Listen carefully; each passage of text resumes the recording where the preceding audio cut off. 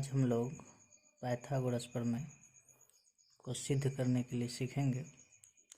तो एग्ज़ाम में पूछा जाता है कि पाइथागोरस प्रमेय को सिद्ध करें, या इसका कथन दिया जाता है, जिसमें कथन में देखेंगे कि किसी समकोण त्रिभुज में कर्ण का वर्ग शेष दो भुजाओं के वर्गों के योग के बराबर होता है। तो यहाँ पे हम एक समकोण त्रिभुज लिए हैं। तो समकोण त्रिभुज में शीर्ष का नाम बैठा देते हैं ए, बी और सी।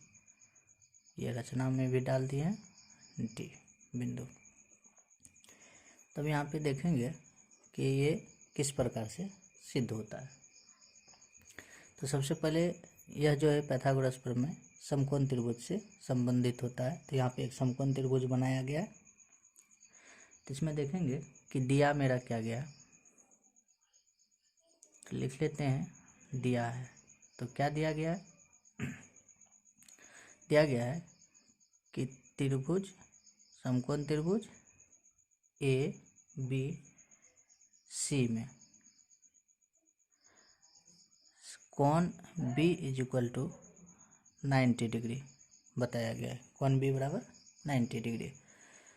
तो यहाँ पे देखेंगे ये कोण बी है जो 90 डिग्री है। चूँकि समकोण त्रिभुज का चर्चा आ रहा है और जानते हैं कि समकोण त्रिभुज के सामने वाला भुजा जो है कर्ण कहलाता है। तो यहाँ पे देखेंगे कि सिद्ध क्या करना है हमको। तो सिद्ध करना है, क्या सिद्ध करना है कि कर्ण का वर्ग। तो कर्ण चूंकि 90 डिग्री यहाँ पे बन रहा है कोण बी का, तो इसका सम्मुख भुजा AC हो जाता है।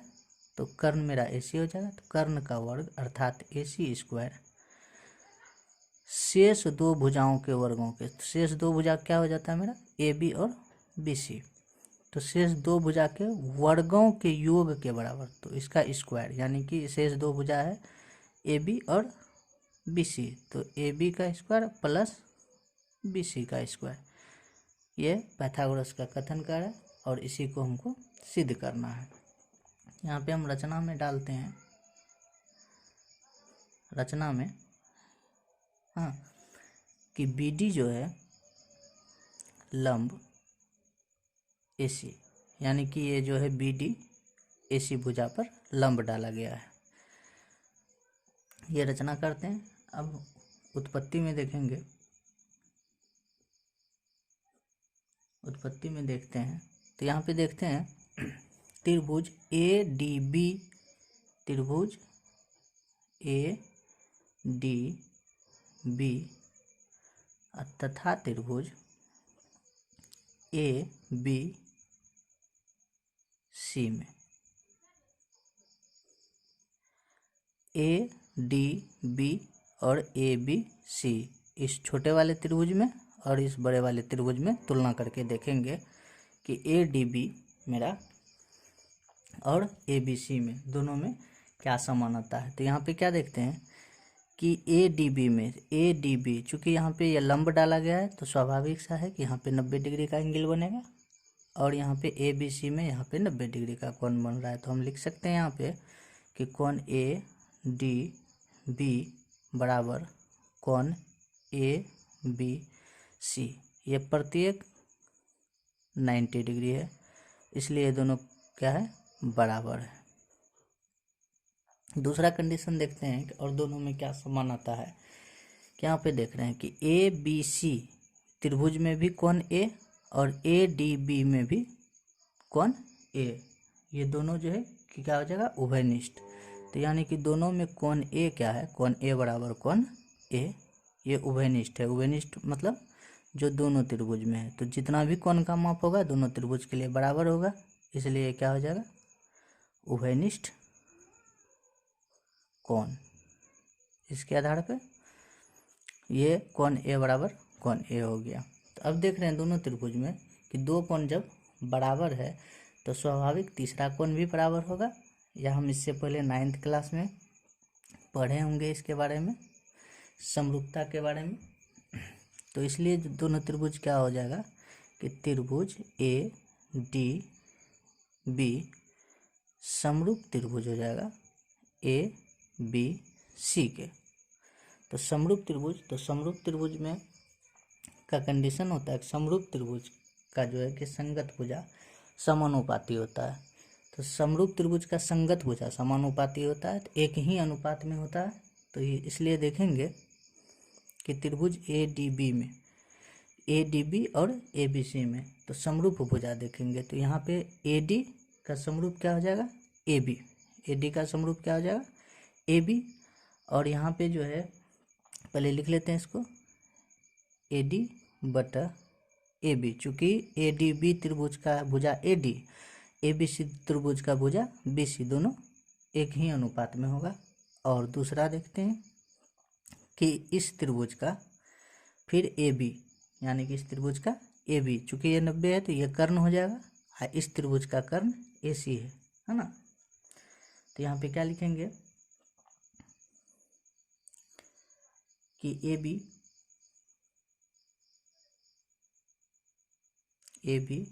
बटा क्या हो जाएगा मेरा, बड़े वाले त्रिभुज का कर्ण ले लेंगे तो मेरा हो जाएगा AC।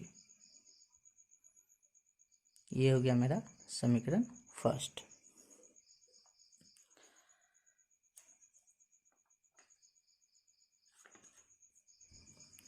अब देखेंगे कि पुनः अब दूसरे ट्रायंगल में देखते हैं कि इसी में से एक बार हम चित्र को फिर से देख लेते हैं थोड़ा सा।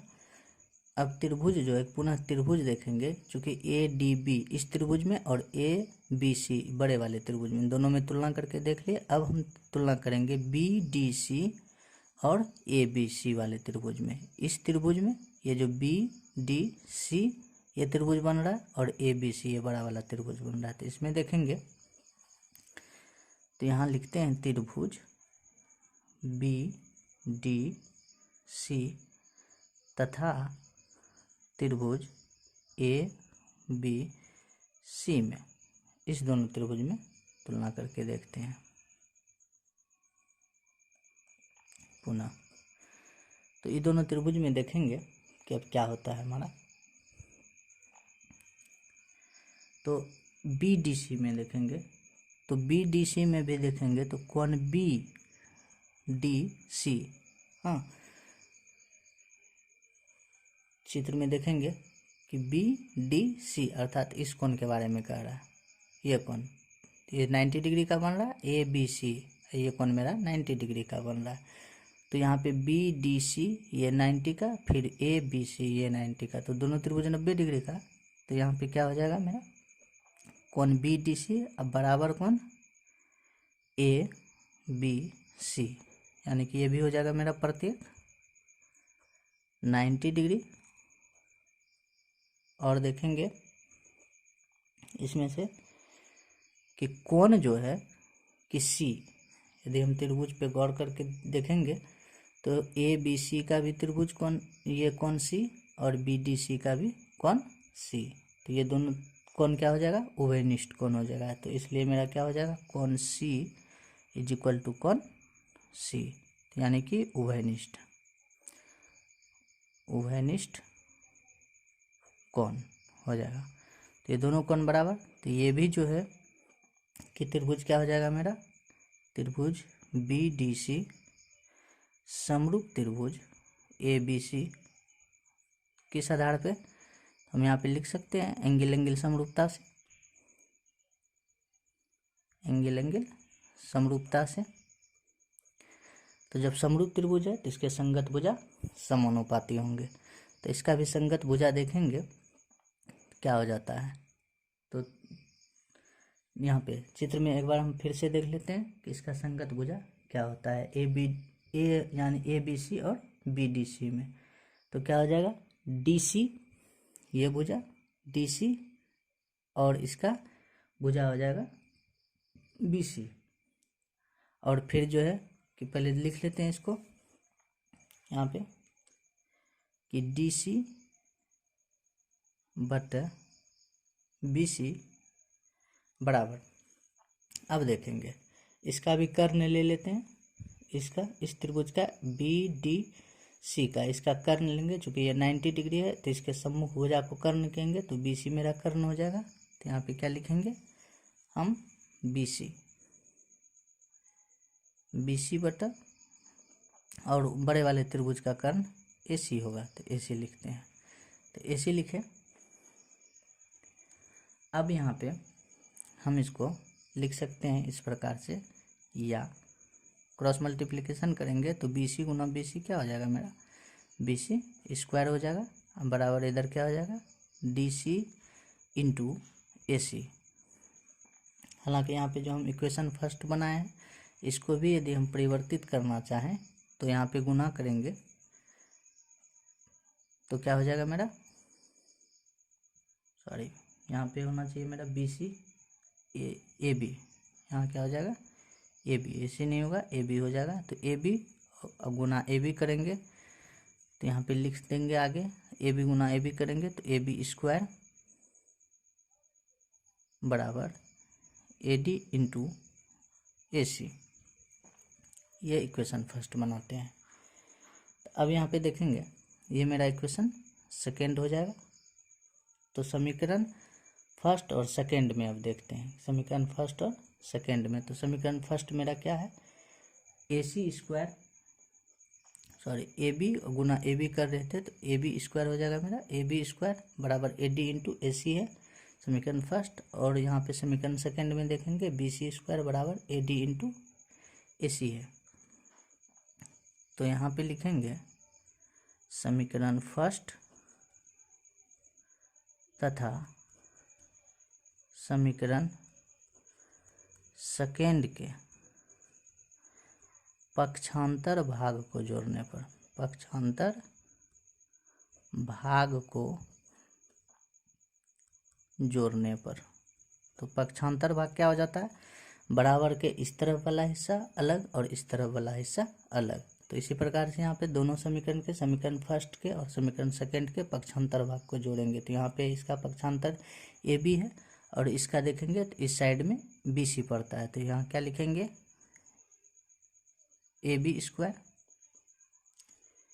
AB square plus BC square बराबर क्या हो जाएगा मेरा, समीकरण फर्स्ट में था AD into AC, AD into AC plus करेंगे यहाँ पे समीकरण सेकेंड के DC इंटू AC को। तो अब यहाँ पे देखेंगे ये मेरा हो जाएगा AB square plus BC square बराबर क्या हो जाएगा, चूँकि प्लस के साथ गुना करेंगे तो प्लस ही हो जाएगा। तो क्या लिखेंगे, AD गुना AC प्लस DC गुना क्या AC। तो चूँकि दोनों टर्म में, इस पद में भी AC है इस पद में भी AC, AC को कॉमन कर सकते हैं। तो यहाँ पे लिखेंगे AB स्क्वायर